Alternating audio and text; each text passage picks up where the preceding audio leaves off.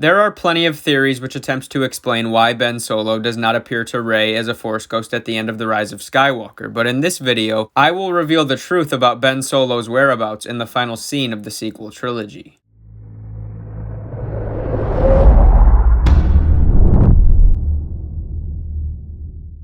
What's up guys, and welcome back to the channel for today's video, where I will be addressing the absence of Ben Solo's Force ghost at the end of the Rise of Skywalker. In this video, we will address a couple of the theories that have been popularized on the internet, we will address the brief explanations from the writers, which don't really reveal too much, and then I will give my final explanation for what I believe happened and how I think this storyline should and will be handled in the future. So first, we'll just quickly cover the statement Chris Tario made after the film was released last December, and then we'll move on from there. Now, for those of you who are unaware, Chris Tario assisted J.J. Abrams in writing the script for this film, so anything he says about the events of the movie itself is at least worthy of consideration. But anyways, when he was asked about the absence of Ben and Anakin in the final scene, he said the following. Seeing them all at the end would be a lovely grace note, but we thought that Rey seeing her two masters, two Skywalkers, was stronger.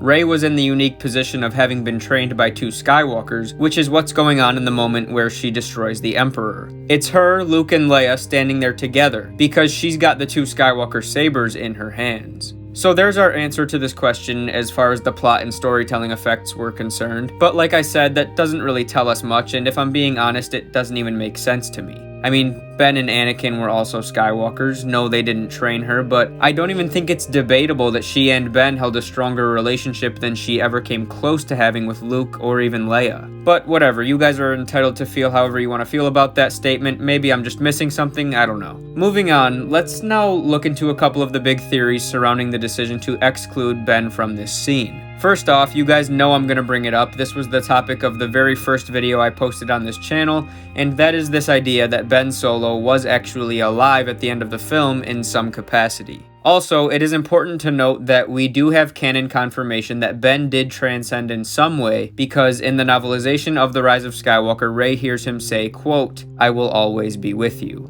Now, does that mean he's a traditional Force ghost? Maybe, but that doesn't really line up with him being excluded from the final scene of the movie, because of all people Rey would want to see in that moment, I think it's safe to say Ben would be at the very top of that list. So in regards to this theory that Ben is alive, there's a few different ways they can go with it, and I'm sure a lot of you guys already know them. There's the idea that he can be rescued from the world between worlds. There's the thought that he was saved by Leia and is alive in the flesh somewhere. Some people say he was transported from Exegol to Ahch-To by way of the world between worlds. Some say he wasn't actually there at all when he saved Rey, that he was projecting himself like Luke did in The Last Jedi, although I don't really think that one is possible, but you get the point. There's a lot of ways this can be pulled together. I'm just giving the basic premise of the theories right now, because I want to get to the bigger idea that I believe they will tell in the future if they ever choose to readdress this story, either in live action or animation. And that is the idea that Ben quite literally lives in Rey now. Because when he gave his life force to save her, he transferred his own essence into her, and the power of the dyad allows him to live on within her body. So now, instead of the dyad being one individual in two separate bodies, it has now come together in one body,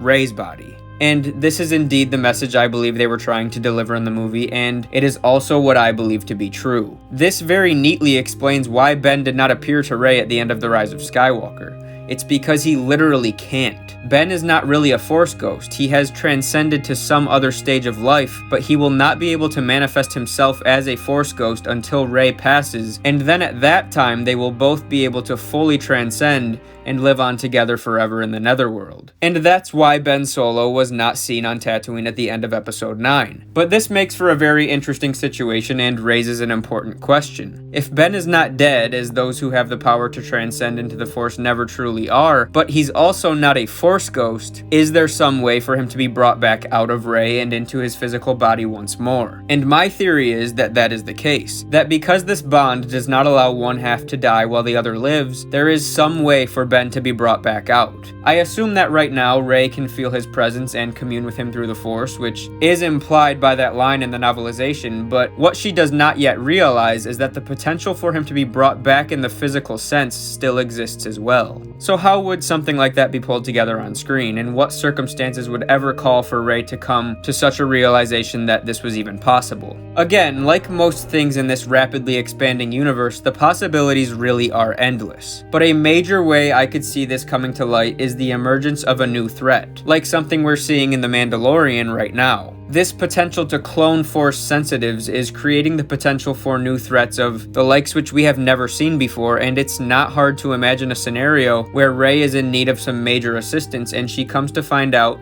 that this prophesized dyad she is a part of is the only way to defeat this new evil. Maybe one day she even unites with Ahsoka and Ezra and they help her to come to this realization and eventually help her to bring Ben Solo back by way of the world between worlds, because as we know, they are the two Jedi who have direct experience with this realm. Remember, the Star Wars timeline allows for Ahsoka to be perfectly alive and well long after the sequel trilogy, and Dave Filoni has made some encouraging remarks concerning Ahsoka's survival during that time period. And yeah, I know some people may not like this idea, although I think a lot of those people would warm up to it eventually, because this is a project that would likely be overseen by Dave Filoni as a major part of the Filoniverse, and it's not any secret, let's be real here. This guy knows Star Wars in and out. He's essentially George Lucas's protege, and fans have been very happy with his work to this point. But regardless of whether or not they ever pursue the return of Ben Solo or Rey's life after the Rise of Skywalker at all, I do believe that this is why Ben Solo did not appear to Rey at the end of Episode 9, and I think those who were disappointed by Ben's death can at least find some peace in knowing that he is still with Rey. It's just not in the way you may have wished, but it's definitely better than nothing. Anyways guys, I think that just about covers this topic, so I'm gonna go ahead and end this video here, but I look forward to reading your guys' thoughts on this explanation in the comments section below, so remember to leave a comment, drop the video a like if you enjoyed, subscribe to the channel if you're new, and may the Force be with you,